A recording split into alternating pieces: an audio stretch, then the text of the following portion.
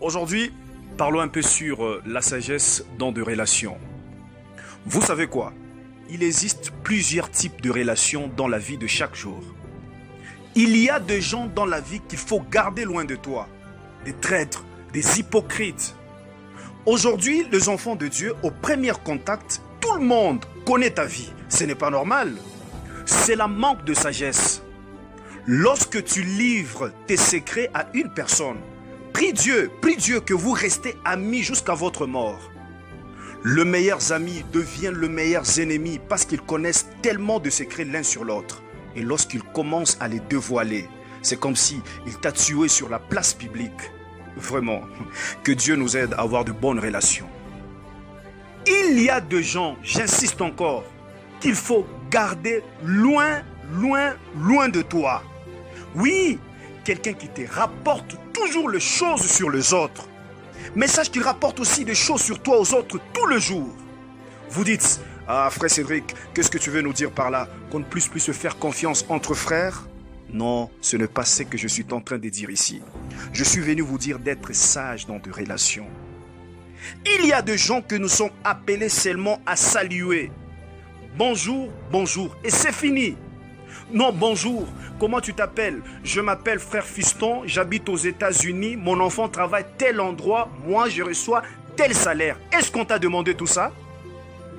La confiance, c'est mérite. Je ne peux pas te donner ma confiance comme ça parce que je te vois. Je ne suis pas arrogant, je suis prudent. Bonjour, bonjour, c'est fini, jusqu'à ce qu'on se connaisse mieux. Nous pouvons même fréquenter la même église, mais ce n'est pas nécessairement ça qui garantit que tu aies ma confiance. Si vous ne prenez pas le temps d'étudier les gens, vous allez maudire Dieu, alors qu'il n'est pas là-dedans, la sagesse dans des relations.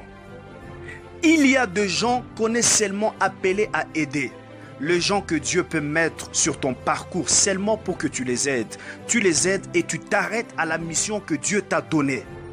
Non, après avoir l'aidé, tu l'appelles, tu deviens mon associé, on va commencer à travailler ensemble. Non, lui n'est pas appelé à être ton associé ou à travailler avec toi.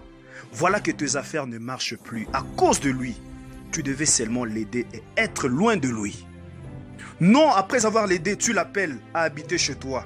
Voilà maintenant qu'elle envoûte tes enfants par son habillement. Tu devais seulement l'aider et être loin d'elle. Il y a aussi des gens qui sont appelés à nous aider, mais pas plus. Ils t'aident et ça s'arrête par là. Si quelqu'un t'a donné l'argent du transport, il ne devient pas ton mari. Quelqu'un qui t'a acheté le beignet ne devient pas non plus ton fiancé.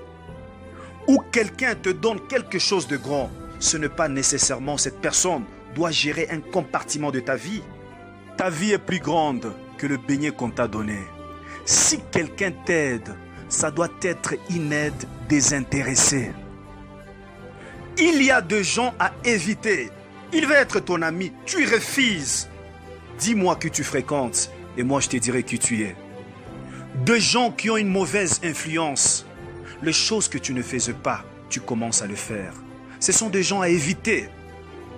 Il y a aussi des gens qu'il faut garder. Oui, les gens qui te font du bien. Les gens qui t'aiment sincèrement. Les gens qui n'aiment pas te voir par terre et sont là pour te donner un coup de main quand ça ne va pas. Les gens qui n'aiment pas voir ton échec. Les gens qui te disent oui quand il s'agit de oui. Les gens qui te disent non quand il s'agit de non. Les gens qui prient pour toi veulent toujours te voir heureux ou heureuse.